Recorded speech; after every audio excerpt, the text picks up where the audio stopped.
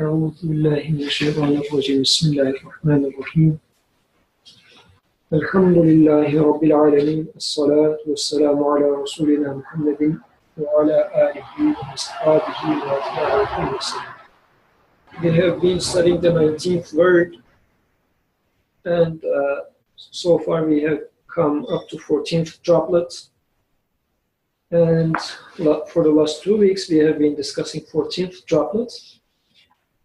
And the 14th droplet, the overall 19th word was about messengerhood of Muhammad alayhi salatu wasalam. And the 14th droplet was talking about the Quran and how Quran points to, or as an evidence for the prophethood of the messenger. And last 2 weeks, we have been discussing the first 2 paragraphs where Nursi gives a definition for what Quran is. So this is where we left. So I guess we will start from where we'll leave. So last week I remember that we discussed at length the sun, foundation, and the Quran was the sun, foundation, and plan of the spiritual world of Islam, and the map of the worlds of the hereafter. So this is what we discussed last week. And I would suggest reading the first 2 paragraphs again and start discussing from this middle of the second paragraph. Abdurrahman, would you like to read the 2 paragraphs? Then Asim, inshallah, is going to take the lead. Okay. The 14th droplet. The all-wise Quran, the treasury of miracles and supreme miracle, proves the prophethood of Muhammad, peace be upon him, together with divine unity so decisively that it leaves no need for further proof. And we shall give its definition and indicate 1 or 2 flashes of its miraculousness which have been the cause of criticism. The all-wise Quran, which makes known to us our sustainer, is thus.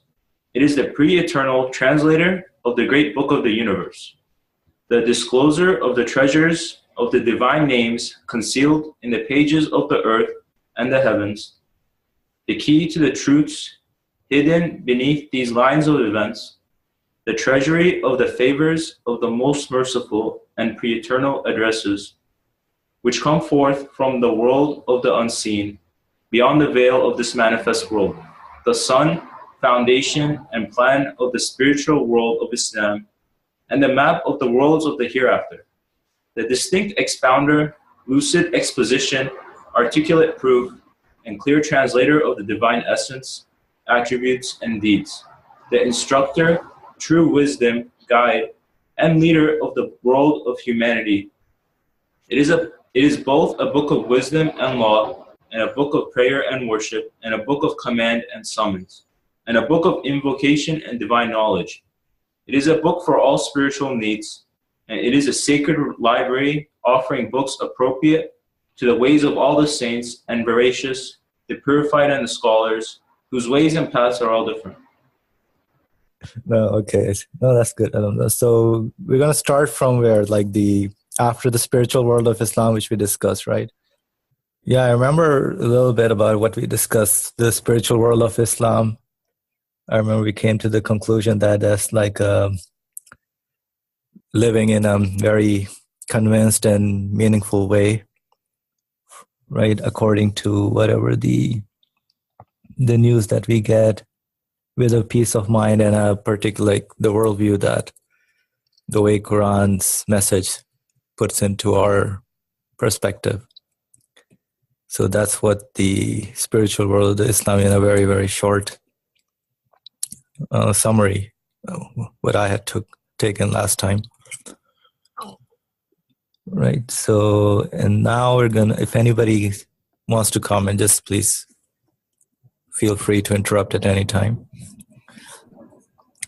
So the next phrase is, and the map of the worlds of the hereafter. I think we discussed this a little bit also, right? Just like a map we use to find directions right now in these days, right? With the GPS on, and we'll turn on the maps and we want to go to a particular destination, right? So we need guidance for that. Same thing for our spiritual needs. That needs a direction also. It needs a guide. And that's how, the map comes into the picture, the map of the worlds of the hereafter. So this particular message the Quran brings guides us to the worlds of the hereafter. And we can discuss with worlds of the hereafter means, from what I understand, is more of the the satisfaction based on what you get from the spiritual world of Islam. So getting the message and really accepting that and seeing that, that is the reality of things, right? And being really satisfied that there is a source behind it, right? Like the first sentence says that to know, Quran makes us known as our sustainer. So that's what this world of the hereafter would be, just be very, very satisfied and live in that world where we are deeply connected and really fully contingent upon this sustainer. Like whatever we experience here and whatever the conclusion that we come with that experience from here, if we're aware and using our senses and qualities that the human beings have, we can come to this satisfaction that, yes, I am being taken care of. And that's what the worlds of the hereafter, like you get to experience all the qualities that we were discussing last time. Like, you get to experience the mercy, the compassion that, don't worry, that I am taking care of you. The happiness that you will have, like worry-free kind of environment, because you know that you are in good hands. So, and then of course that will also have a meaning of the, like this life takes us, as we understand, is not the only life, because we see that things are they are dying in some sense, because every time we see change is happening at every moment, right? So definitely the end is not to be in this world. If we see, like, otherwise the meaning of the life would be really without any purpose, if the end goal is death for everyone and nothing beyond that. So that, awareness and that basically questioning that also leads us to this, the world of the hereafter in that sense also. So basically right here we get that what our conclusion is the hereafter. And then of course the other, like after that, also can be the hereafter. So with that, I will pause and hear your comments. Yes. So as Asim was speaking, it reminded me something. I didn't really notice last time, but as was reading, as Asim was saying, so I let me not go into the context of why it reminded me. This will take too long, but I think what I noticed now as Asim read this and as you were speaking about this is this sentence in the second paragraph where he says, he's describing the Quran and he says, the key, the treasury of the favors of the most merciful and pre-eternal addresses which come forth from the world of the unseen beyond the veil of this manifest world. So this sentence didn't really, I think, struck me now this time, because if I think about it, and as I've been talking to some people, I realize that they say there's a question in people's mind. It comes and says, why do you speak of the unseen world? Why is this not talk about the seen world, the manifest world? Why is it important here to say the treasury, the favors and mercy, which come forth from the world of the unseen, beyond, like it's almost twice saying the same thing, of the unseen, beyond the veil of the manifest world. And that ties into what Asim was saying, but makes me realize that it's so important because no one really raises a question about good things happening in the world to them as something to be grateful for. Nobody really says, "Oh, I got a job. That's something that's great. It's I'm healthy. That's great. I have money. That's great. I'm happy. I'm grateful." I might even say I'm grateful to God.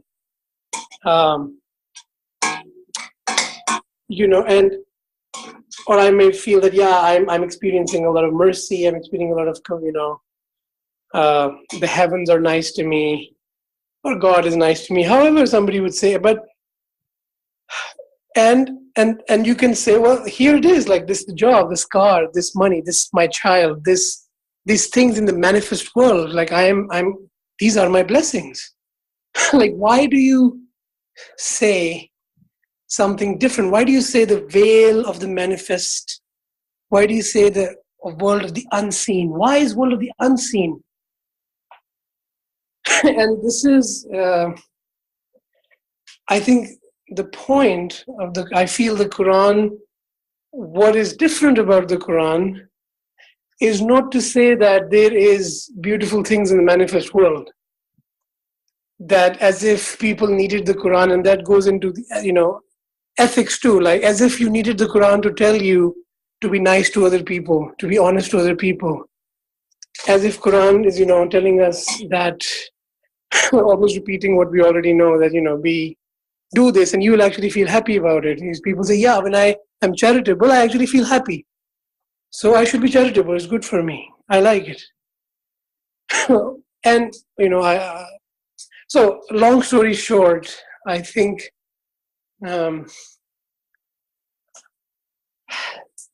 it's interesting that he describes Quran is that which attracts us to, invites us to, and tries to prove, or tries to say that if you take the manifest world to be the source of the blessings, or rather, if you don't break through this world, if you don't find through this world a source like the unseen, which means not of the nature of this world, which means not subject to limits of time and space, and not subject to limits, any kind of limits. If you don't find such a source for the blessings, then those blessings are not really adequate to your humanity.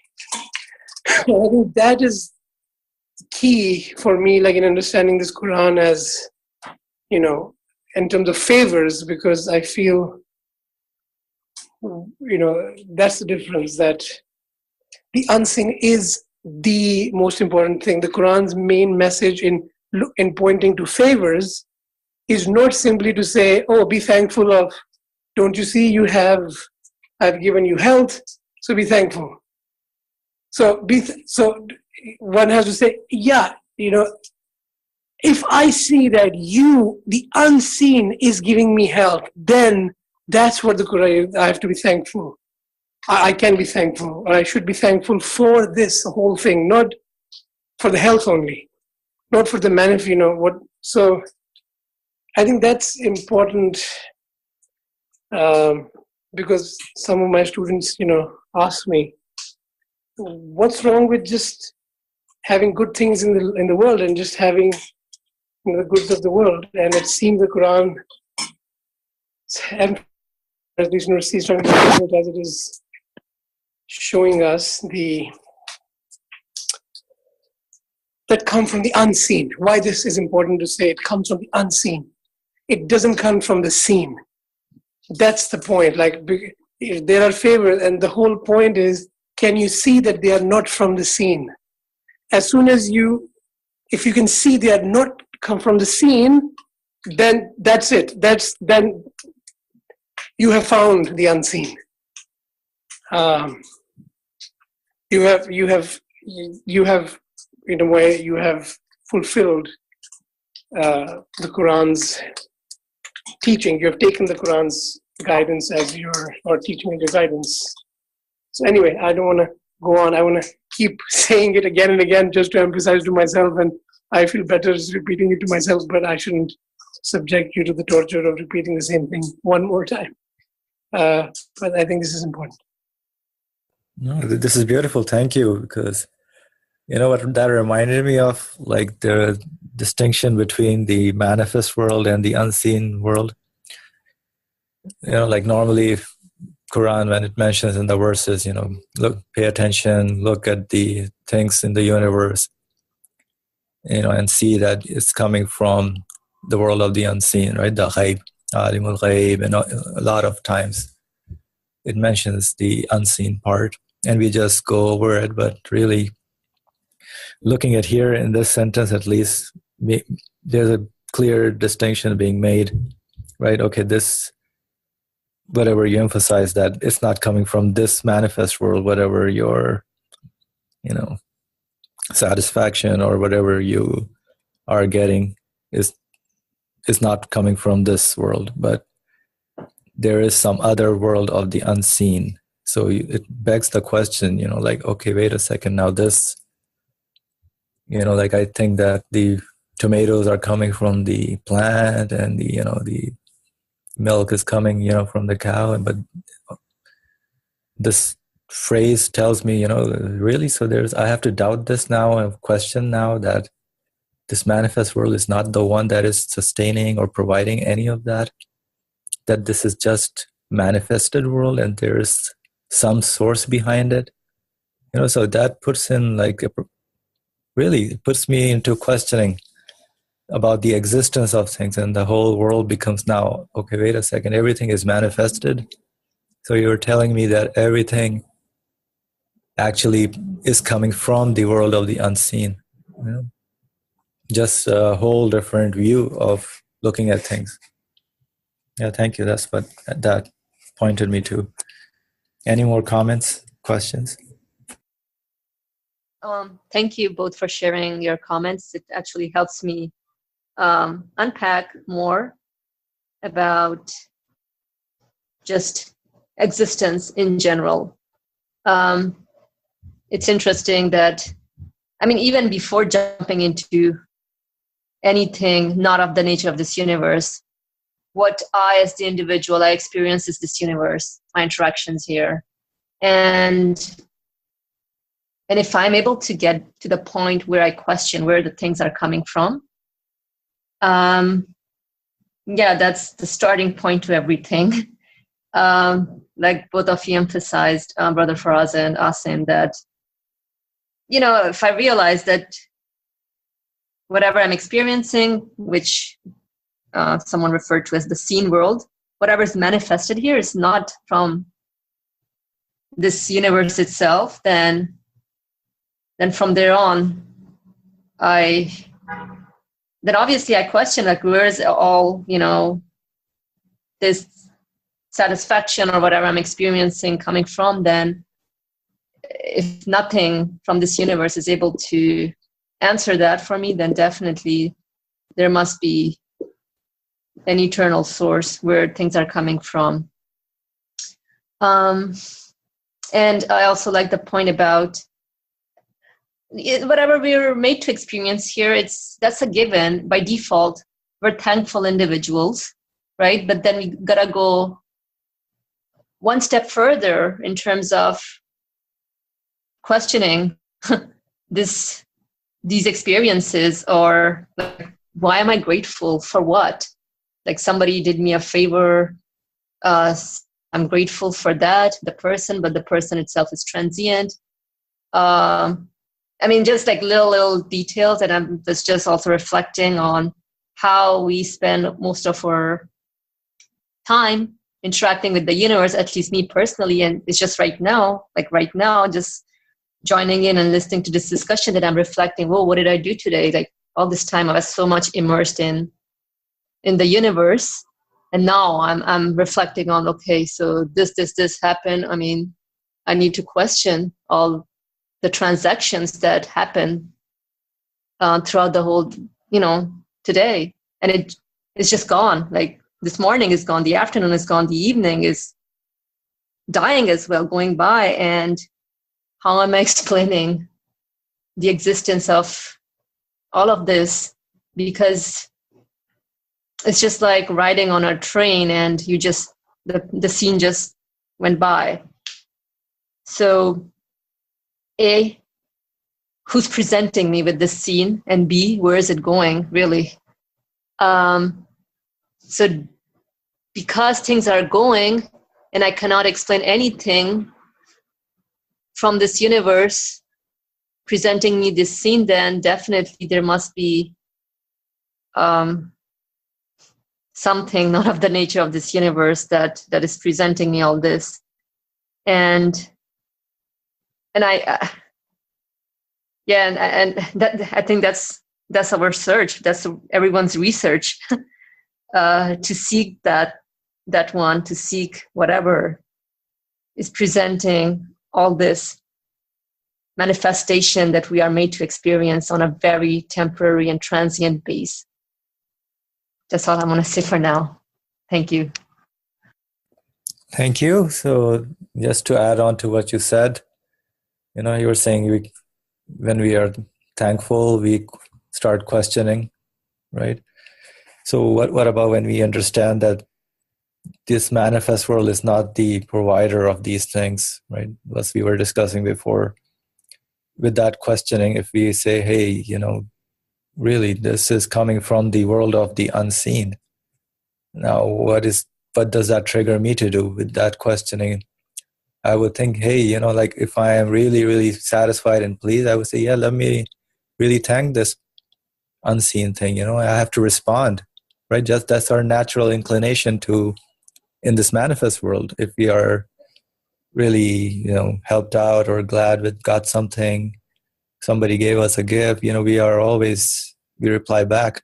But now if we transition from this manifest world to the world of the unseen, our mindset and, our paradigm shift that happens, we can say, oh my God, like I have to be thankful and really express that to that sustainer. And that's, the one that is behind all these, gifts that I'm getting in this world, and looking at everything from the existential point of view. That's a whole different, a whole different level of really connecting and realizing the manifest. Going from the manifest world to the unseen world. So with that, any comment, questions? All this is good, but I'm just thinking that this whole thought process, or not even mindfulness, but like being aware, consciousness about things coming in not from this world, it's, at least for me right now, it's very challenging because you're in the moment, just submerged in the universe, working out your transactions, and I would say not being in the moment. Even though you are in the moment, but you're not in the moment. What I'm trying to say is that, yes, you are doing your task, whatever task is at hand, and the secular or philosophy world, we would say, yeah, you're in the moment, right? You're so much immersed in your task, you're executing it well, but no, that's not the moment because I'm not connected to my reality at an existential level. And that's what I think that's where the training lies, bringing that existential worldview or existential live, live app or program or entity within yourself. Yeah. Sorry, Asim, do I have your permission? Of course. Please go ahead. So one thing also I realized, and I don't want to go far from the subject of prophethood also, I want to come back to that. And this is, my comment is trying to do that, what I'm going to say now. It's that, when we come to this point where we, and we pause and say, okay, so what am I supposed to do then? How do I do this? And I think, personal, I'm thinking right now off the cuff, it's not something I've thought about before, so this might not make any sense, but it just came to me that maybe we are always thinking, okay, I'm going to do something, like in other things, and when we come to religion or the Quran, we say, okay, tell me, I'm going to do something. Whatever I'm told or I'm understanding, as a result of it, I have to do something. And it's interesting that the Quran simply tells me that the doing it wants me to do is to be aware, God conscious.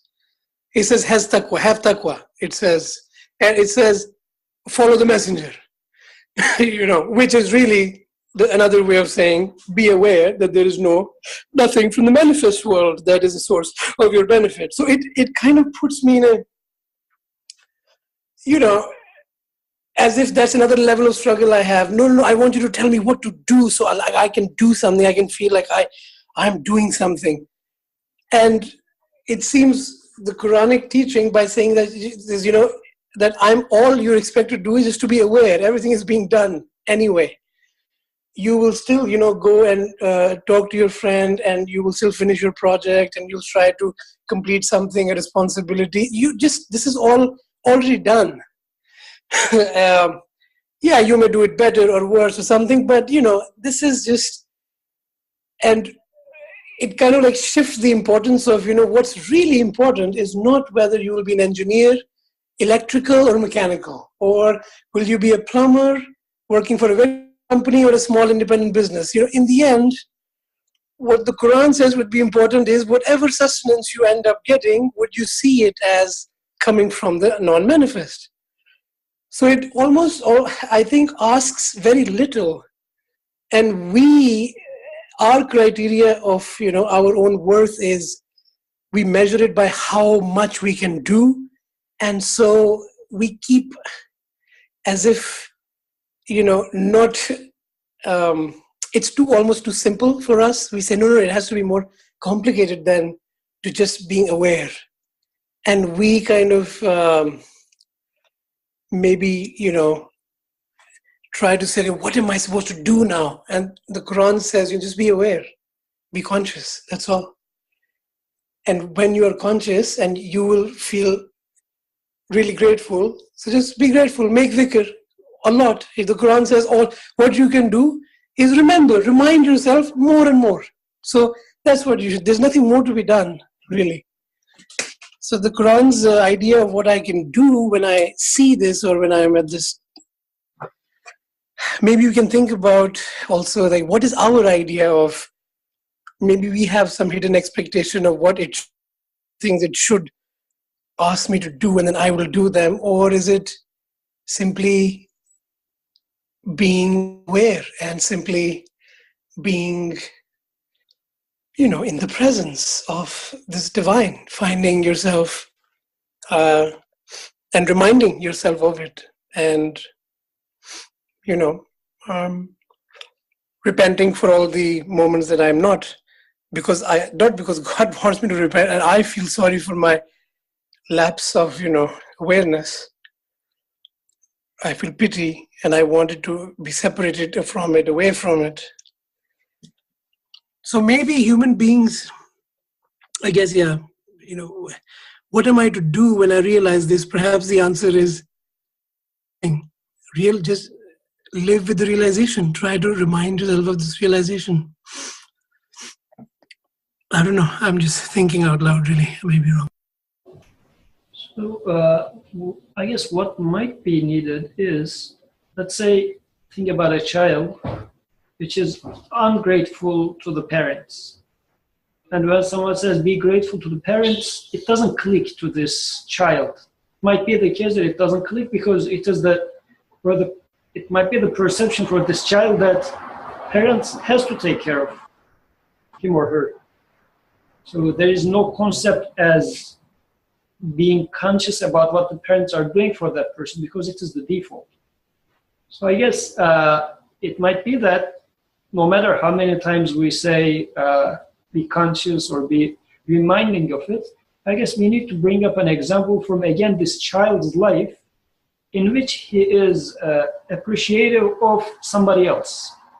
Let's say one of his friends or her friends gives a chocolate, although this friend is not supposed to give that chocolate, and he is happy for that and being thankful towards that friend. So using this to that child, saying that, see, you were thankful to your friend, but for what? For just a chocolate? So then how about your parents? And they don't have to do it either, but they are giving you chocolate plus a lot of things. So reminding what child knows of, use it as a leverage to say that you should be also thankful to your parents. So I guess this sort of a thing might make it easier for a child to be appreciative of the parents. I guess in a similar way, when we say being conscious about the Creator, it might be sounding very abstract, right? This time to time it sounds very abstract to me. I guess I need maybe such examples in my life, which makes the concept more tangible for me. I mean, yes, maybe doing things shouldn't necessarily mean that I'm going to make dhikr, whatever, but I mean, it might be like that as well, but it doesn't necessarily need to be like that. But giving me some examples on how to be cognizant or conscious, aware, would make sense. Why I'm saying that? Because for me, this awareness, the topic of awareness was quite fresh. I was reading a novel 3 years ago, and in there were examples of that. Although for many, many years I have been studying Nursi, in this novel, the author was giving very practical examples of how to be cognizant of what does it mean to sense or be appreciative of the lettuce. He was talking about how to cut the lettuce and feel the crunchiness of it and what sort of a joy you take out of it. He was providing some details about that, but I never noticed it, although maybe in the discussions I might be the person at that time, be cognizant of the Creator, whatever. I might be preaching that, I mean, very probable, but this novel was really a turning point for me by giving a very simple example with a lettuce. So I guess this sort of things that are tangible for me, at least in my case, really helped. I don't know if this is what Feriha was pointing to, but at least this is what I would, in my world, this is where it matches with. Yeah, thank you. That was a very, very good comment about like the crispiness of the lettuce. And I know Faria wrote an article on the tomato also, which I remember. When you're cutting the tomato and the that sense, feeling, the juiciness and just the way it is, how everything in this universe, I don't know, but I'm like, for us, I'm also pitying my consciousness because I would like to be more aware of things, but I guess I need to work on this a lot, just to, like simple examples, practical examples, I think should be the way to really make our, this sense of consciousness of, just live with that. Okay, so any other comment? I agree with you. I'm on the same boat here, and that's why this whole training, that's what we're training for. And you know how we're stuck in our mundane routine, that little things, like just eating a salad or tomato, whatever. if you have some time off, or yeah, I mean, that's where that consciousness sort of awakens. At least that's the type of experience I've had. And yeah, I think that's what we need to practice on more about this, where every moment needs to be just like when you're eating a tomato or whatever fruits on a Sunday. Mostly people are off on Sundays. But yeah, just like starting step by step, drop by drop, training in, just like an athlete would lift 2 pounds maybe once a week. Then slowly, steadily, he would start increasing his workout to twice a week and then incorporate more weights. So yeah, we really, at least on my end, we need to be very, I don't want to say strict, but yeah, we need to push ourselves, where I cannot just, or my consciousness shouldn't just be awake and just on Sundays, for a few hours when I'm eating salad or something, but gotta go beyond this, right? I guess from the moment we wake up, it's like brand new everything, brand new sky, brand new me, right? Or brand new you, brand new whoever the individual. We may think, yeah, same old me stuff. No, it's a whole new setup created. And yeah, it's, I think, starting from one's own existence and the things around. And also another thing would also, I don't know, something I was thinking about mostly with things, with whatever we interact with, like just the sky, birds, or trees, stars, that, at least for me, I've been reflecting on, that's easy for me to see manifestation of qualities, like, yeah, you don't happen to be in existence by yourself, as opposed to whatever we're doing, we're interacting with human beings on a daily basis, and it's just rough, at least for me, to see things coming from not the nature of this universe. Thank you. So you want to continue with the distinct expounder, lucid exposition, articulate proof, and clear translator of the divine essence, attributes, and deeds.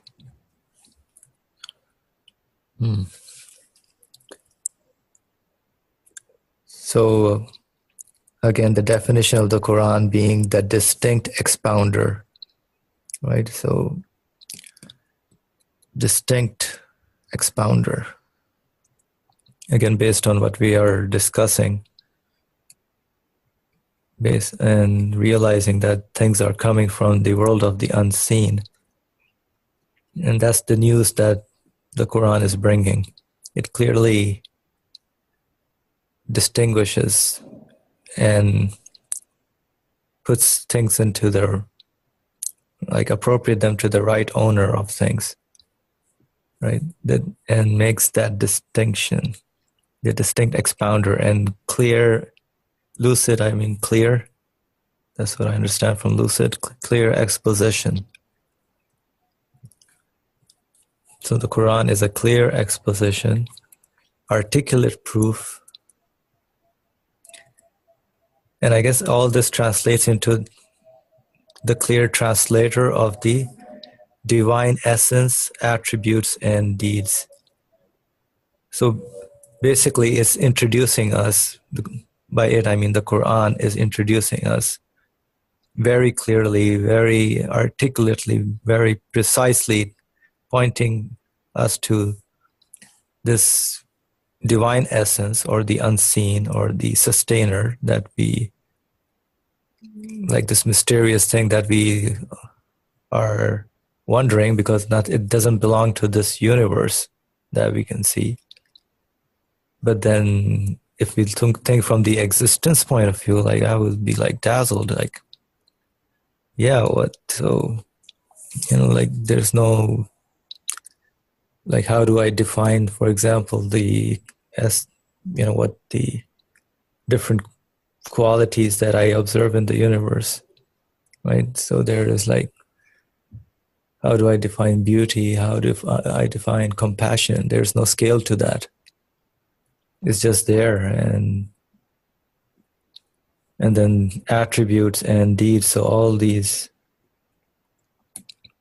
the qualities that are massively available all over in this manifest world, like they're all over the place. Everyone in their own existence experiences it, right? In their own being as a human.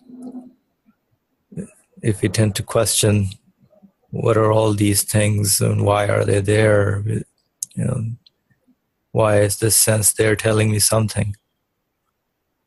Just there's some meaning happening from all around the universe, right? We look at something, if I see the apple, and then I say, hey, yeah, that's a red apple, for example. How does that meaning come to me? So there's always all these things that are happening, right? And all that is actually, the Quran makes it very clear, right? It gives me the meaning side of it. It translates it very precisely, who the nourisher is, who the provider is, who the justice giver is. Yeah, so I will pause here again to hear from you guys. I have a question. You said that we cannot define beauty or something else. Can you please elaborate more on the point you're making? I'll try to understand. No, so I mean, like this, the beauty exists, but then there's no way somebody say, hey, I made beauty or I did this, but the quality is existing, it's there. But we don't know how to, we don't know how to define it, like exactly what that is.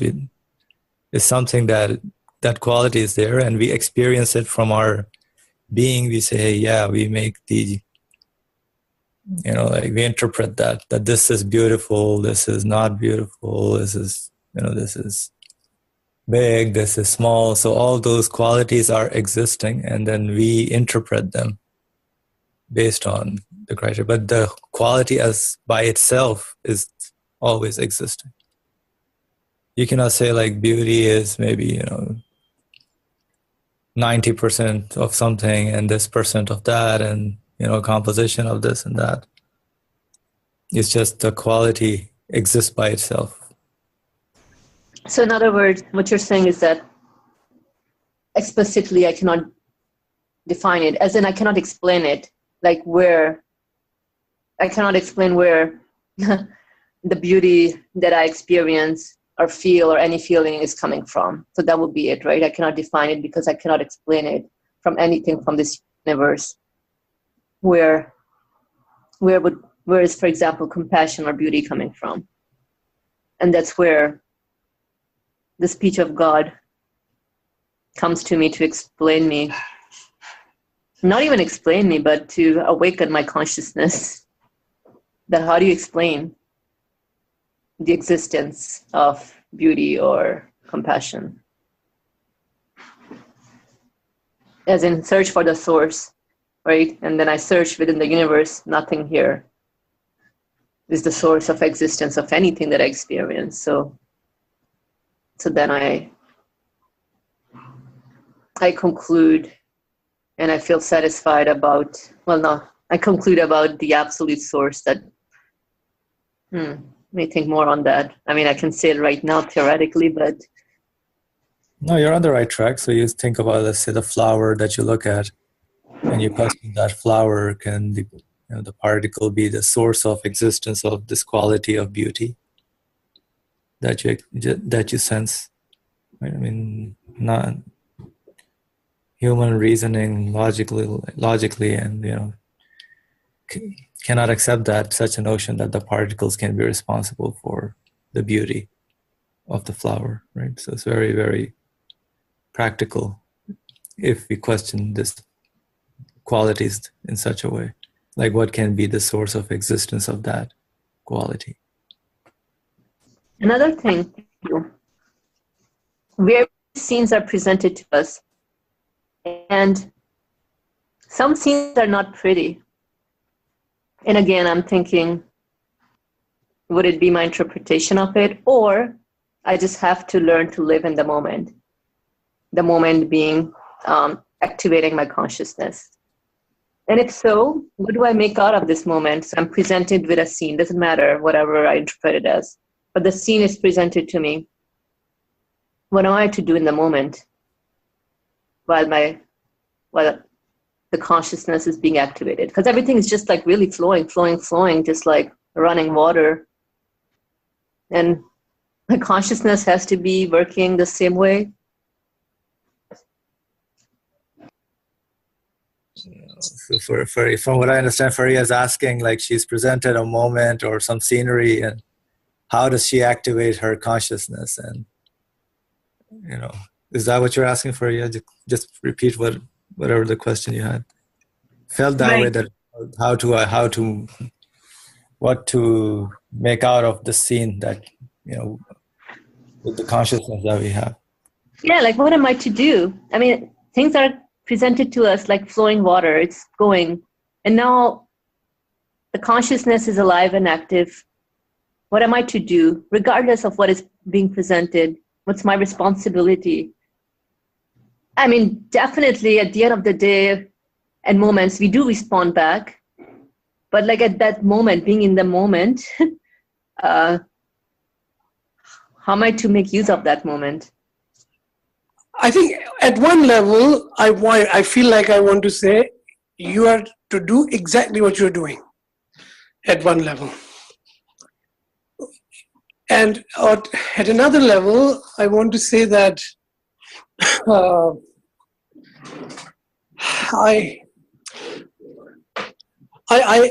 first and foremost, I'm responsible for understanding myself as a spiritual entity with spiritual needs. If I am someone who is simply, in a state of being where I see myself in material terms, in only terms of meanings that are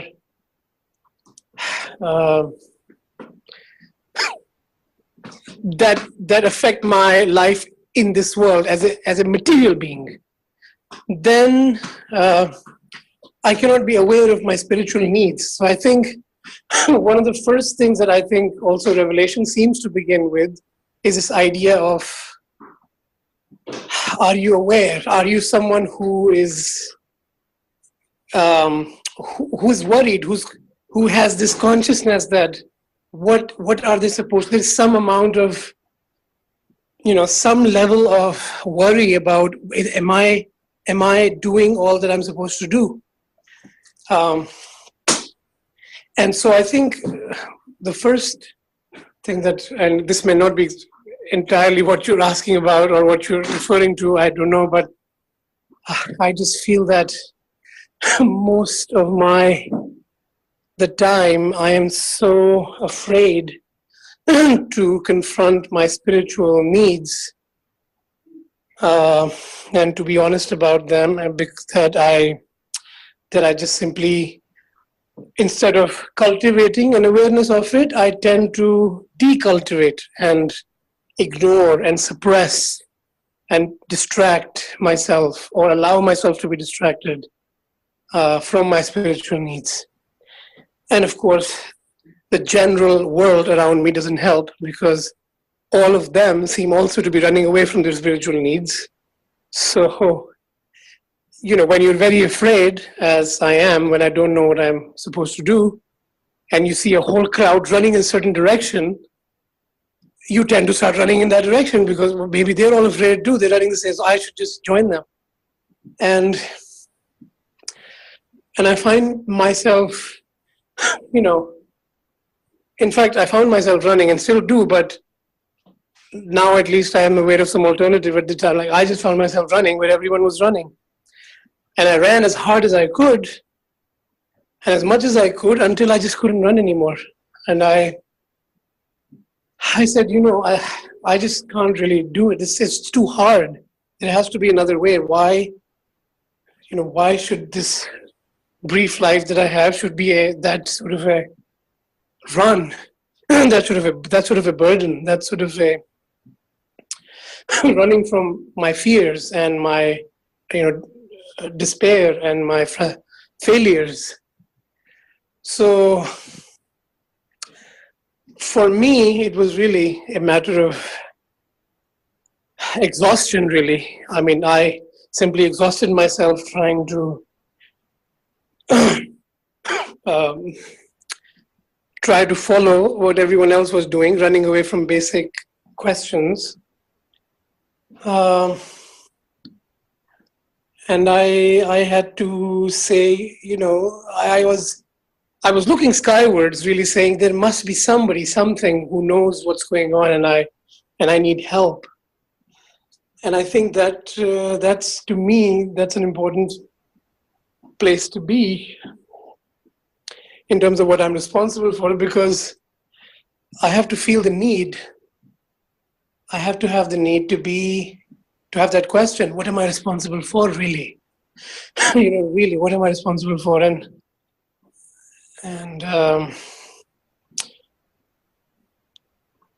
I found that there's a lot of materialist religion out there too, the people who turned religion into also another kind of, worldly matter of do's and don'ts and whatnot, and culture. And so I think what feel that I'm responsible for is to meeting my spiritual needs and of being aware of them, first of all, and then trying to meet them. And I have found that the only way for me to try to meet them once I've been made to realize them is to look for answers from the one who gave me these needs. And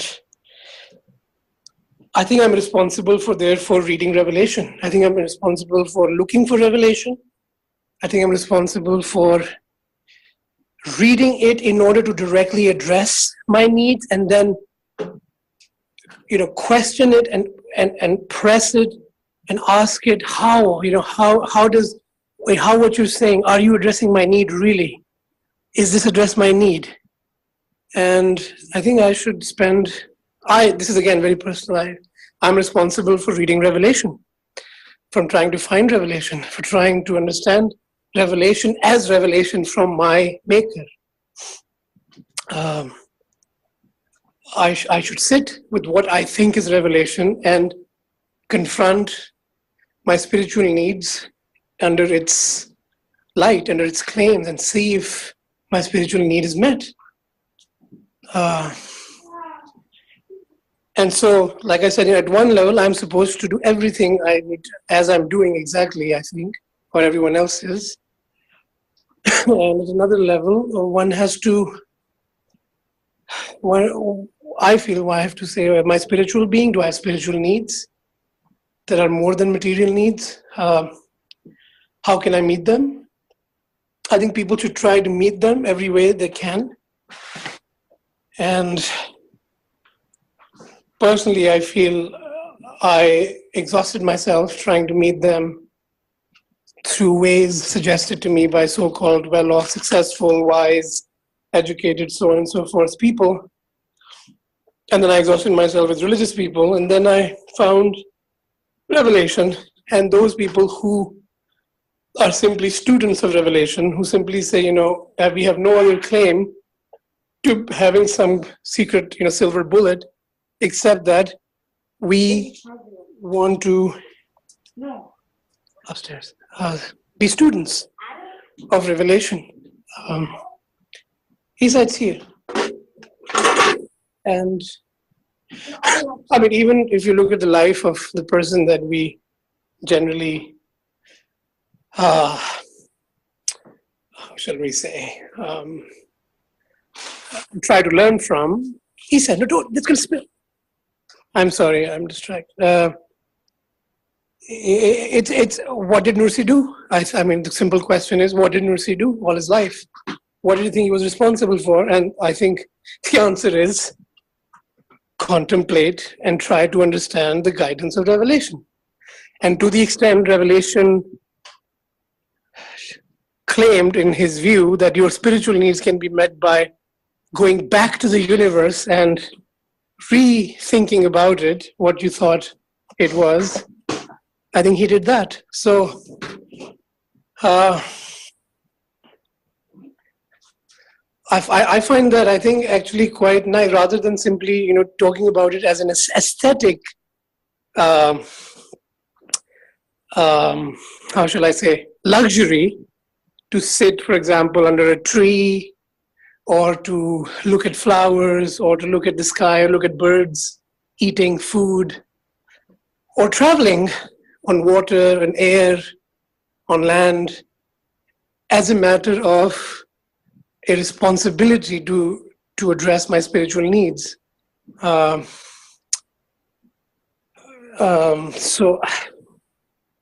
I think that would be something I should do. I sit under a tree, mostly simply just kind of pretending to be enjoying the beauty of God, but not really looking at it to say, do I look at this and what Revelation says this is doing, or what it is, does it address my spiritual need? And so I need to bring my spiritual needs to the universe under the light of Scripture. That's like the summary statement, I guess. And that's something that we can practically do every day. Nothing stops me except my own lack of interest in my own spiritual needs, for which I suffer justly. So, but that's where I am in my life right now. At least it might sound very depressing, but that's I feel that's my responsibility right now, to try to understand what I claim is the Quran. I really have not much about most of the Quran, whether it is from God, whether it is my needs, and how so. So I just, for now, I'm interested in that. That's why I'm here with this group. That's why I'm interested in students of Revelation in general. So, I mean, those are things that just came to my mind, really, in a half-distracted state of mind. So just make of it what you will. But I'm happy to hear other people's thoughts. For Riaz, it's a very, very, very important question for Riaz. Thank you, Brother Faraz, for sharing this. It's helpful. I mean, it's a lot to digest. Because at the end of the day, one is aware of what they ought to do, like as far as the responsibility is concerned, and really the onus lies on me as the individual, where I'm aware of all this, but then what am I prioritizing, right? That will be it. As far as addressing these spiritual needs or existential answers to existential questions that are concerned. And it's another interesting point that you brought up was about trying to learn from even this author, Nursi. And I think I once mentioned that to us. I'm like, oh, this is amazing. This person, he's contemplating, but like he has this luxury of sitting under the tree of Barla, and like how he describes little views. I think at some point we do that often, once in a while, but this guy was like just there, looks like it, most of the time. Like most of his reflections are, or just by looking at the top of, some mountains, and he was looking at everything. So yeah, I mean, contemplation definitely is a must. Everybody does that, but I think it helps out as well when you are in a free open space. So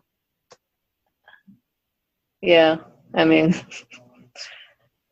yeah, one has to take out time for all this. And yeah, I mean, and I'm thinking again, like this shouldn't be an excuse. Okay, fine, I don't get to sit under the tree or interact with nature, just, like this author was doing, most often, as opposed to, us. Obviously we do it like maybe once in a while, once in a blue moon, but there shouldn't be an excuse now, I'm thinking. Yeah. And I want to, I'm sorry to interrupt. Please go on. I just want to say something, so I don't want to forget. Please go ahead. So one thing this reminds me, and this is completely, again, maybe off topic, maybe not, I don't know, maybe we should return to the text soon, but I think there's an opportunity. There's always two ways at least of looking at something. The shower in my bathroom, I can look at it as a modern invention, a modern Western scientific product that has made me less aware of God, or is an impediment of some sort, or I can see it as, through these things, all the wonders that are out there. For example, the light in your ceiling. Some people say, oh, artificial light has killed the natural light of the stars. That's one way to look at it. And why not? Can we not say that with time, as a favor to us, and God has brought the stars of those faraway galaxies and put miniatures of those into our ceilings? How hard is it to contemplate light coming out of a filament? How different is it, light coming out of a faraway star? And I think the difference is exaggerated by people who just want to stick to the perspective that somehow the recessed lighting in my ceiling is an abomination, is an enemy to my consciousness of God's glory that I was going to see in the star instead. Or why can't my shower head be the rain that is falling on my body, on my face? Why can I not see this in miniature made possible by the wisdom of God to make this available in every single house, every single room, every place? On a turn of a button, you can start to feel rain on you. So one could also think that as a mercy to people who live in our age, with our kinds of life, with our kinds of time constraints, these things have been made much closer to us, so that we don't have to go on the top of a mountain. Just look at your ceiling light.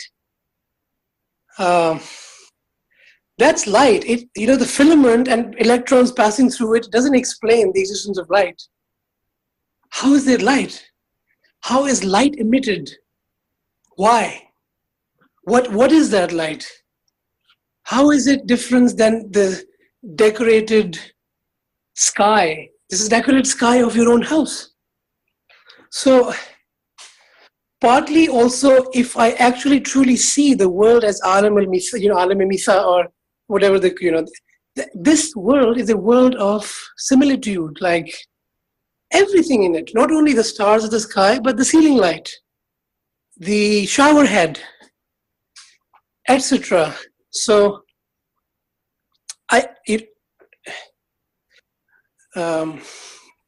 anyway, I don't want to press the point too much, but I feel sometimes people take up an attitude, think is the right one, but actually they deprive themselves of what the alternative, which might be much more conducive and to consciousness and to relieving some of the burdens of trying to reverse time or try or change completely radically one's physical location to try to be conscious of God. It's I don't know. Oh, no, thank you. I see the point you're making. And at the same time, I mean, yeah, by being cognizant of even how, the light is emitted with whatever is going on within all those photons and everything that we study in science and so on, just questioning that, like even for circuits to connect together and for the electricity to flow. I mean, that's very something marvelous, actually, that we don't even question. We just go on, saying, yay, this is the cool gadget. It's, serving this purpose. Especially, I mean, the new generation that's being born, like with all these gadgets and technology around them, they won't, the questioning, whatever simple thing as a light bulb, like how is electricity coming from there, it's rough, at least even for myself, because I do feel that this is artificiality of things. Just, I think a couple of weeks ago or months ago, we mentioned about, like how in big cities you have nightlife, right? So it's artificial light that is being emitted, but it's not part of, I don't know if I should say it's not part of the order of the universe, but we've made it. No, we haven't made it, but we have discovered the order where you can have lighting during nighttime when it's dark. I mean, definitely, yeah, you can be, washing something or, looking at shower coming out and you're like, hey, water, you're questioning this whole existence of water. But at the same time, like you're saying, I see the point that you're making, questioning the things, but it's artificial. It's artificial, but that's how we live in now, right? It's man-made, but it's still part of the order in the universe. But there is a difference between this kind of experiencing light through a lamp versus experiencing light through the moon. Because moon is not, I mean, I'm just now going literally in terms of objects. Like everybody knows. I think people do believe that, hey, this thing cannot create by itself. Like if you question the moon and stars, there hasn't been any human interference in its make, as opposed to the creation of the lamp. And I don't know, it's just me, I'm thinking right now. It shouldn't make a difference, but it does at the same time. It does. I mean, the experience is different. I mean, there's no artificiality of experiencing sunlight versus experiencing, I don't know. Yeah. I mean, I guess we don't have to think of it as alternatives. What sometimes people do is they make them alternatives, and they develop, this idea of artificiality or anything that has human hand. Now, for someone who doesn't see that all things are only happening by the power, I can understand somebody like that saying, well, this is man-made and that is God-made and so on. But at the level somebody understand the very first word of scripture, Bismillah, if we really are conscious of this, of our existence as such, or at least try to bring that perspective, I think everything, man-made or God-made or so on, everything has the potential to be interpreted in His name. Especially, there is no, it's not harmful, it's useful. I benefit from it. The light on my ceiling, the water in my, and I think we just, I guess, not used to interacting with things in His name. We have other things in mind when we, so it doesn't have to be an alternative. The degrees of, are different. Yes, the degree of, causal veils may be thicker when it comes to the light bulb or yet once one is piercing that veil, once one is saying, well, I'm going to look at this as manifest of an unseen, I don't think they are that as different as sometimes people make it out to be. And as a result, it's only to their own loss. I see people creating a struggle in their life where they seem to think that, one day will come when they will finally scale a mountain and sit on a tree. And that is the day then they will really be able to understand God's beauty and God's favor. And they simply, end up just in a self-hating situation of, why do I have to be here? Why am I? And, again, it's a matter of perspective. It's all a matter of perspective. It's whether you can see the sign there. This is the conditions in which you exist. One can question the wisdom of why, the human beings, why maybe they should have done this or not, or it's excesses. If you use anything excess, it might, somebody, for example, never goes outside in natural light and just decides to spend all their life indoors because they feel this is, and so one can, for those, but on the whole, I feel that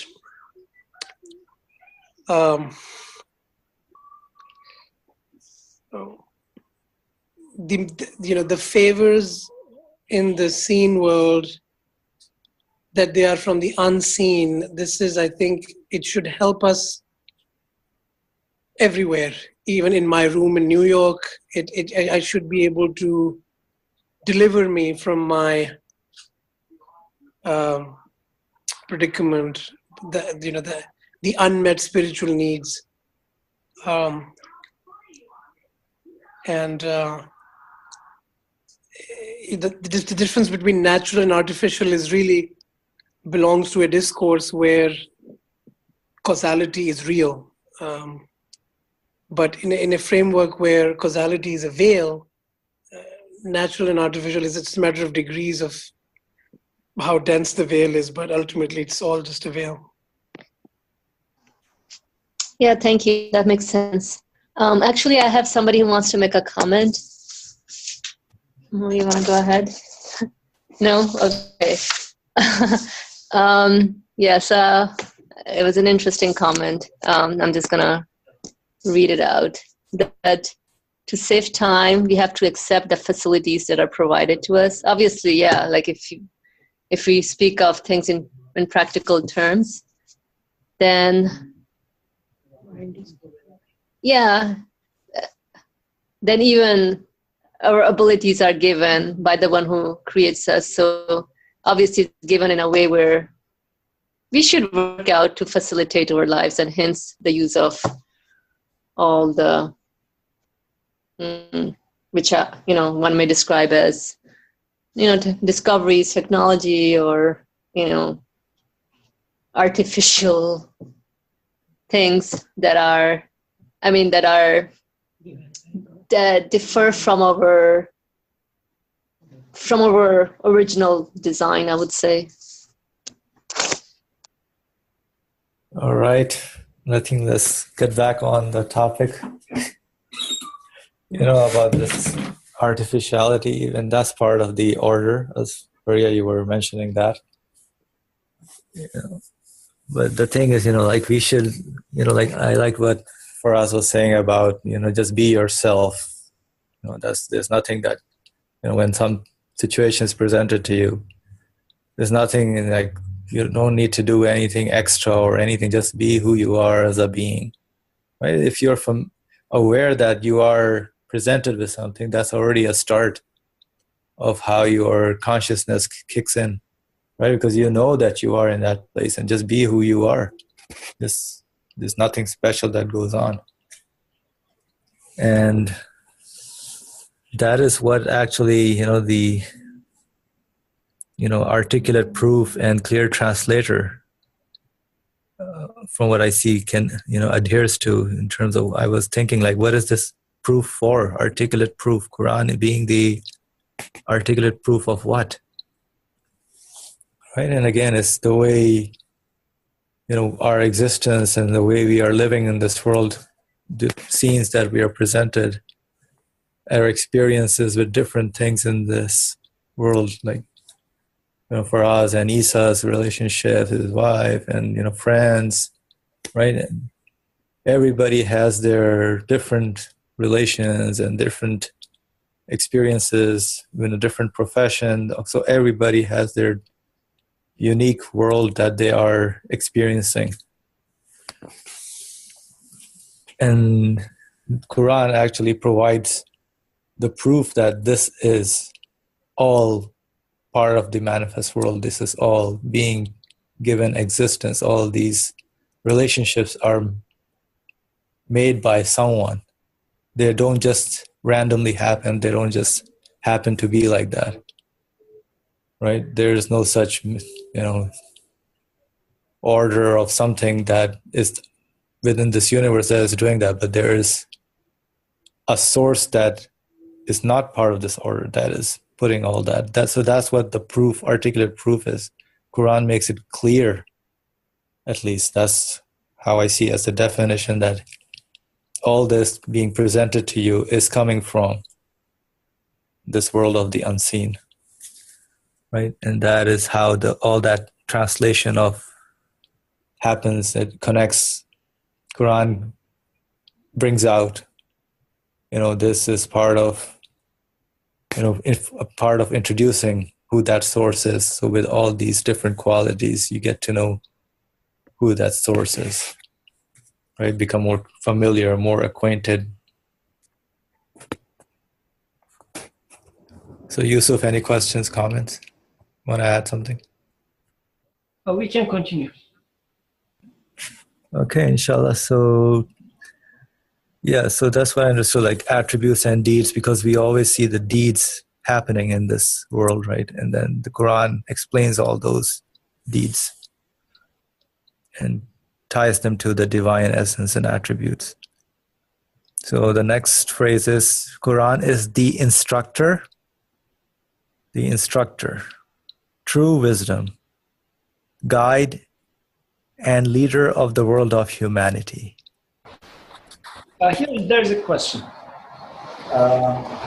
It's not really a question. I think it's more like a comment.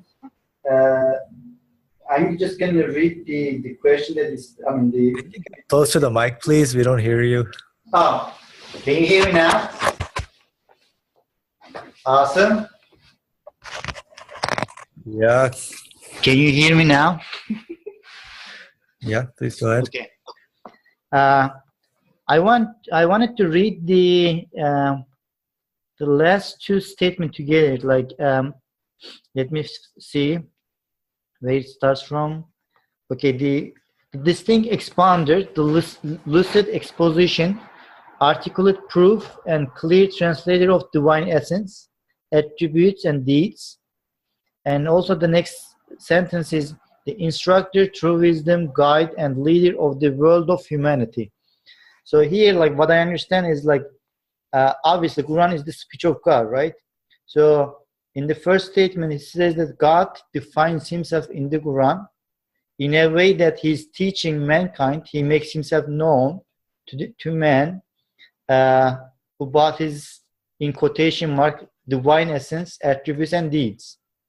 And how we are really, like, getting to know God, I think that's kind of like hinting that in the next, like, sentence, maybe these two sentences should be read together. True wisdom, guide, and leader of the world of humanity.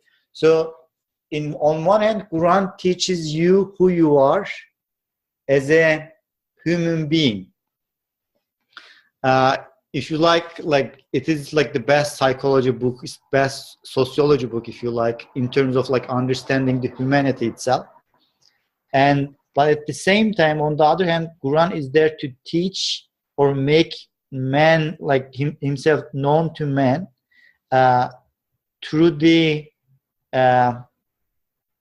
through his like work and also through his speech, which means you are seeing the reflection of his names in the universe, which was the first point in this paragraph. But at the same time, Quran comes as a speech and complements or completes the work, and also like talks to man in terms of speech, and like explains who God is with his attributes. But like at the same time, those attributes are the things that you experience in yourself as well. That's why I think he talks about this second statement, saying that it is the guide and the leader for the world of humanity. This is just a thought that I was trying to understand, so I know that I wasn't able to really clearly express it, but that's what I understood from it. Okay, thank you for adding that. So, so you're tying these two sentences. You're saying that how it points or translates these divine essences is through by being whatever a human being experiences in this world, right? So what the human spirit, I would say, not the humanity side of the being, and that gets to realize, right, that the instructor for that thing, that human side of man, that's what gets introduced to this divine essence and attributes, right?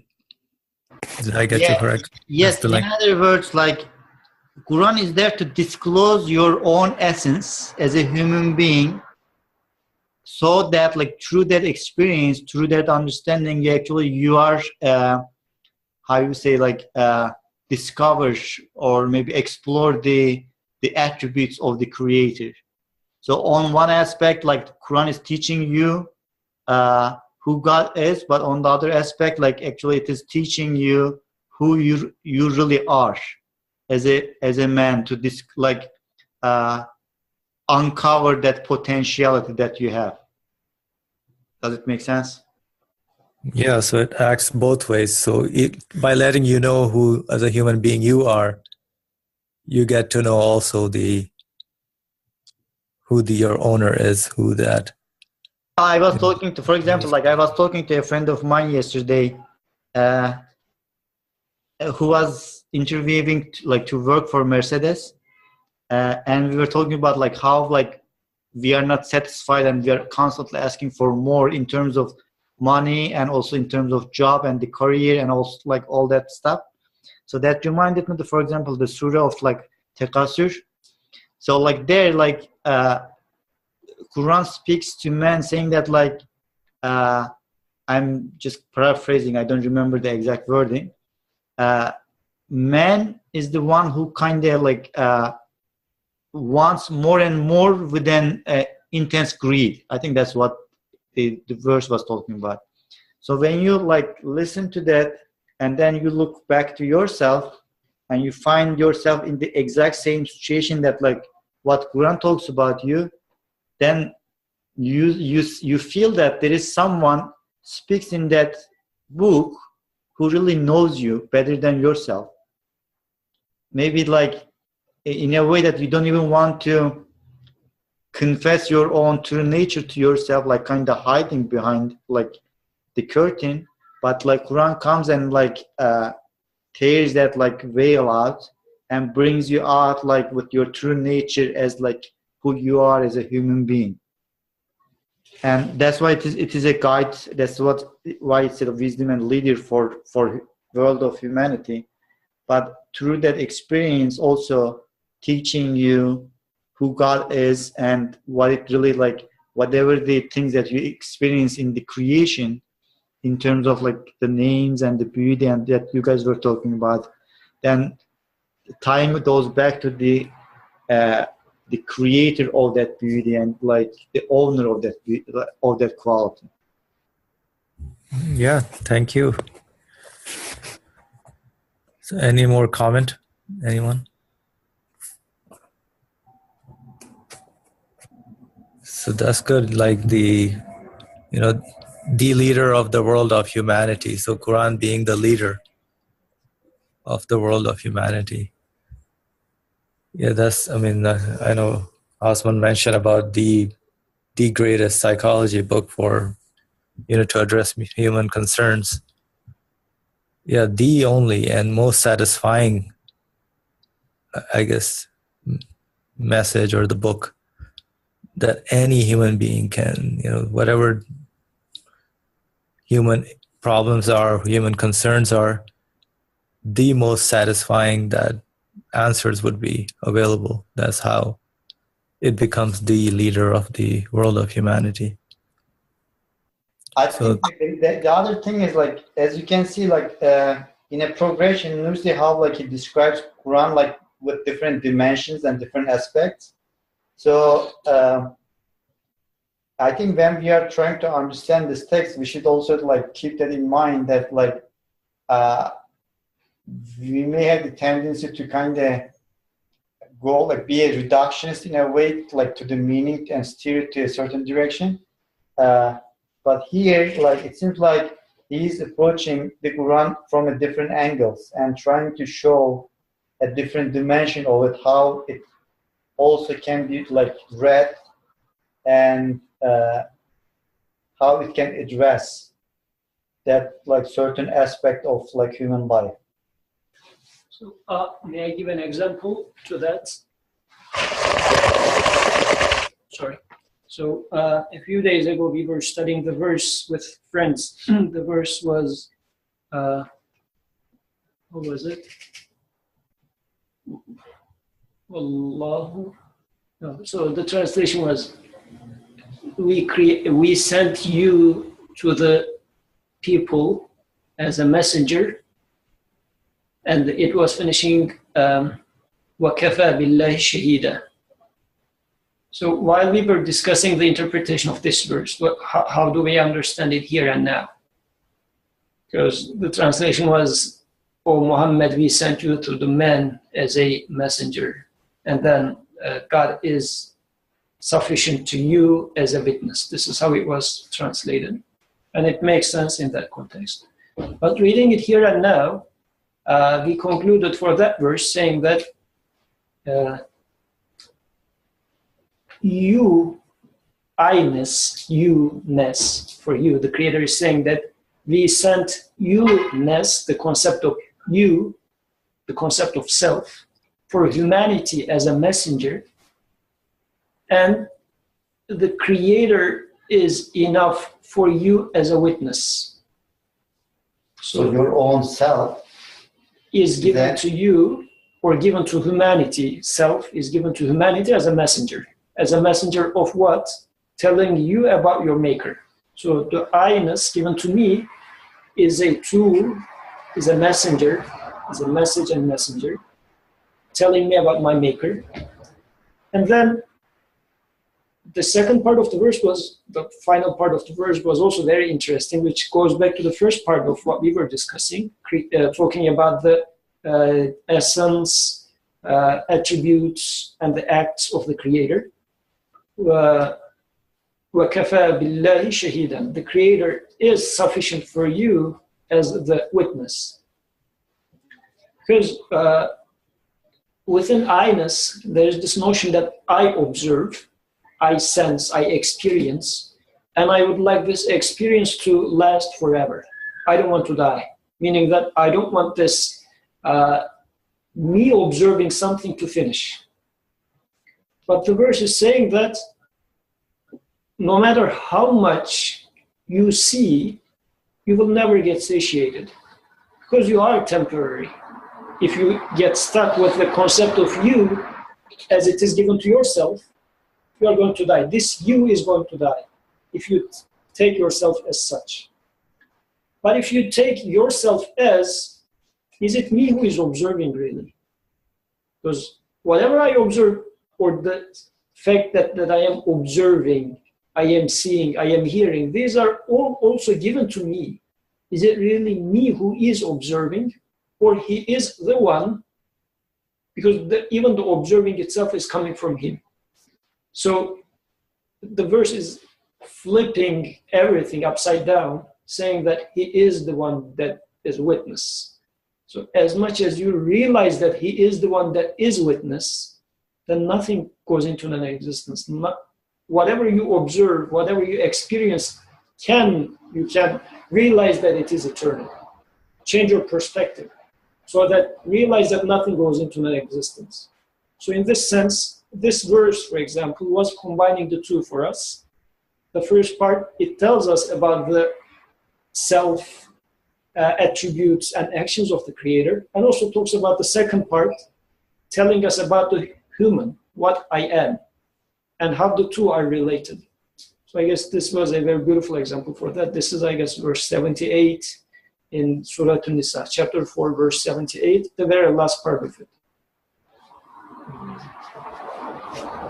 إِنَّا أَرْسَلْنَاكَ لِلنَّاسِ رَسُولًا وَكَفَى بِاللَّهِ شَهِيدًا. This is how the verse ends, if I'm not wrong. So yeah, we can continue. Oh, thank you. That was very good. So one part you said was the one, the self being the one that can convey the meaning to get to know who the source is, right? That was the second one you mentioned? So the second part is, yes, I am given, the first part, I am given the self. إِنَّا أَرْسَلْنَاكَ لِلنَّاسِ رَسُولًا. So this ka part, we sent you, we took it as you-ness, the concept of self, is given to humanity as a messenger. So a messenger meaning that it carries me a message. So because I thought myself as my capital, as if I exist by myself. But the verse is saying that no, you are sent. Your self, your you-ness, the concept of self is sent to you as a messenger. But with this you-ness, now we are adding something in between the two verses. This self wants to exist eternally, meaning that I want to keep experiencing things. I want to keep seeing. I want to keep hearing. I want to keep touching. Because my initial perception, superficial perception is, if I see more, if I touch more, I am going to get satisfied, satiated, because I have a unquenchable thirst for experience. I would like to experience more. But the truth is, no matter how much more I experience, it never gets satiated. Practical example is, you gain more, as Osman was giving the example, you would like to earn more. It's never getting satiated by getting more of it. So, as if my perception is, I want to observe or witness more. And the last part is now, can be read, saying that وَكَفَى بِاللَّهِ شَهِيدًا. As a witness, the Creator is enough to you. Allah is enough to you as a witness. So him seeing something, how am I going to get satiated by him seeing? It's not me who is seeing, it is him who is seeing in the verse. Then we felt like the verse is calling for a change of perspective, saying that, is it really you who is witnessing? When you say you witness something, where is this witnessing coming from? Because it's not, you do not create the witnessing anyways. So as if, I mean, now we are going a little bit like a Sufi interpretation there, as if the one that sees is him. Because he sees the things, then makes me see what he sees, or the thing that is being manifest, which is in this case seeing something, is also coming from him. So in this sense, it is coming from eternal. So just see the eternal aspect of your experience, then a single experience, any single experience, you can realize that it's already eternal. So just this change of perspective. Again, what I am saying is very much... Are you using the seeing and witnessing like interchangeably? Yeah, witnessing is a general word to me, which covers seeing, hearing, whatever. I mean, just experiencing existence. Let's put it this way. I don't want to overuse the word existence, but I mean, since now it's the place, experiencing existence. So witness in there is not I bear witness sort of a thing, but sensing or feeling it. So like witnessing only can take place within self, Yeah. But even with that, self is not capable of producing that results itself. Yes.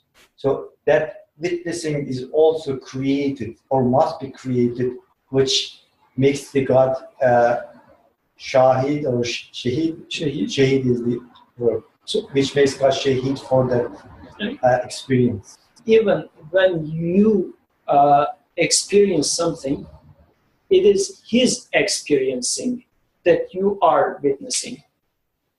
His witnessing that you are witnessing. So it's not something that is I witness by myself and God in his throne, he is witnessing something else. What is being manifest through you is his witnessing. No. Okay. Yeah, that's just. Thank you. That was very intense, actually. Something to think about. Any other comment by anyone? So, all right, so let's continue. Okay, so the Quran is both a book of wisdom and law, and a book of prayer and worship, and a book of command and summons, and a book of invocation and divine knowledge. And then continues on, it is book for all spiritual needs. So the punchline I would say is this phrase, Quran is the book for all spiritual needs. And all spiritual needs can fall into whatever wisdom, law, prayer, worship, command and summons and invocations. So all that is what the human spirit, as Faraz was earlier talking about, the human spirit has all these needs, the spiritual side of man. And then that's where the Quran comes into play. Otherwise, the Quran doesn't talk to you if there is no feeling of need or any, spiritual need. If nothing of spiritual need is there for a human being, then there's really Quran would not do anything, right? So although the Quran by itself, by its nature, by its definition, is as we said, the leader of the world of humanity, it is the book for the human spiritual needs. But if really it ties into us having or feeling these spiritual needs, that's how this will become a book for us to address all those and really guide us in terms of whatever we are really, really searching for, like the spirit side, not the body side, not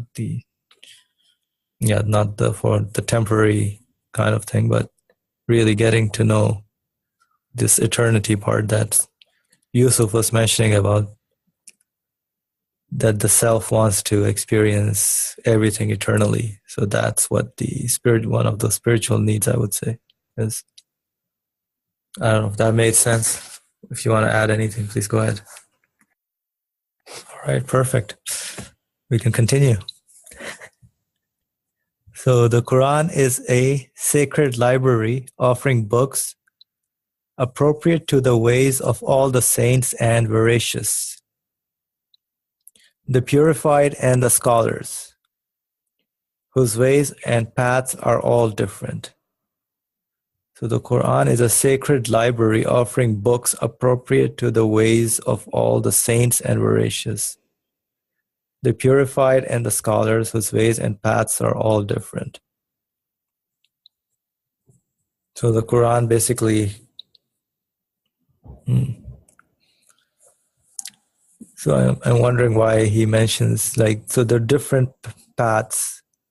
So every path actually, by the way different scholars have written books, right? So all that is emanating or comes from the fundamental teachings of the Quran. So everybody gets, or whatever they comprehend, and they are able to portray that in their works, right? So that's what at least I'm getting, that all the the saints and the veracious whose duties are always to connect us to get to know who the source, the sustainer is, right? So all that comes from the message of the Quran. So it's not their own work, but they are all inspired from, from this Quran. So, sorry, Asim, I think what you're saying also makes sense. I get a feeling that maybe from this sentence, what I get is that, connecting back to this idea of needs, maybe the author is trying to say that don't get stuck with what other people are saying, and don't get stuck with trying to find, well, who is right, who is wrong, or which one, is better than the other, and so forth. Like, don't, when it comes to revelation, like a guide that is from the unseen, that is not what I should focus on. What I should focus on is, when I read it, is how is this address my spiritual need that I'm aware of? And that would be the way to approach it, rather than to say, oh, I need to approach it as XYZ says this, Y, some other one says something else. Oh, which one is better? I have to decide somehow which one is right, which one, try to find how something else is wrong or not right. And that sort of loses the point. That if I do that, that might lose the point that the variety, the utter variety and differences are simply to be taken as people with all kinds of needs have found ways to satisfy their needs. And so it doesn't do anything for me to try to evaluate the authenticity of their meeting their needs. I cannot. What I should do is I should focus on my, what my needs are, and try to satisfy them. So that maybe there's a kind of, maybe that's a reason for him to say, to not get stuck in the traditions of different meanings, and try to gain some mastery over that, and try to evaluate or take sides, but rather to focus on my needs. Maybe. Yeah, that also makes sense. No, so I was thinking about like the way he says, why would one go and read the saints and the veracious work, right? So he says the Quran is like the book which offers it's appropriate to the ways of all the saints, right? So the appropriation part I'm looking at, that even all the works that, why one would go and follow their work, is that also is coming from this, from the Quran, right? So any sacred means it's not their work, it's coming from a divine source, not of this world, right? Yeah, I have like couple things to like share with you guys about this last part. So when, for example, I am gonna go a little bit back to the previous statements. When he says like it is both a book of wisdom and law, like personally for me, like what I understand from this is that when I read the Quran, I should also keep in mind that I should be driving any kind of when it says wisdom, especially like any kind of meaning, I should be like also careful like to make sure that coincides to the creator or the speech, the speaker of that speech. And at the same time, any principles that I'm going to drive for myself, Quran also like sets that like up for me, that I can derive principles out of it and live by those principles. And also, What kind of, sorry, when it says like book of prayer and worship, this is like bringing another dimension that, for example, I can like, it is also teaching me how I should be like conversing with the creator of the universe or the speaker of that book. So like within Quran, I also like find the way how I'm supposed to be communicating back to him. And when it comes to the last part, many different like saints or people found their own way. It shows the comprehensiveness or universality of the message in a way that it encompasses all different like branches and understandings. So that puts me in a position that like I can be, of course there may be certain like meanings that I drive for myself that would make much more sense to me within my own context, but at the same time knowing the fact that like there is a diverse creation and diverse personalities, and every personality will take something out of it based on his or her own needs and expectations, that would also open up another door for me to actually benefit from those other understandings, knowing that like somehow like there is a like traits of the meanings going back to the revelation. So it like it kind of brings some sort of like how should I say, like amniyat, like security in my like understanding of the revelation, in a way that like it makes you more open-minded to listen to the others, to see what others also have understood from it, to see how you can benefit from those. I guess this is in practical life, this is very relevant. So if you are trying to find a way, a path for yourself, and if, let's say, you are going to do your PhD, or you are going to go for a university to do your PhD, or choose a professor for doing your PhD. So what you would do is, if there is a professor or a university which has a lot of students that are successful in different domains, so you would say, yeah, this university seems to be a productive university. So, and if I am looking for a good guidance, the record of these guys show that they really offer different things for different people. They're not only one type of people. Maybe I am good at math, another person isn't good at social sciences, but this university is offering things for both, I mean, the same university, but very successful people in math, in physics, in social sciences, everything. So that means if I would choose to go to this university, I'm going to find something for myself in this university. So seeing that throughout the time, there had been people that benefited from Quran, and although the book is one, they found answers suitable for their character. Meanings are many. Meanings are many, which are suitable for their own qualities that they have. Every person is a different person. So then that means I can find something for myself in here as well. So everybody found a Quran within the Quran for themselves, which means I can find a Quran within the Quran according to whatever I am given.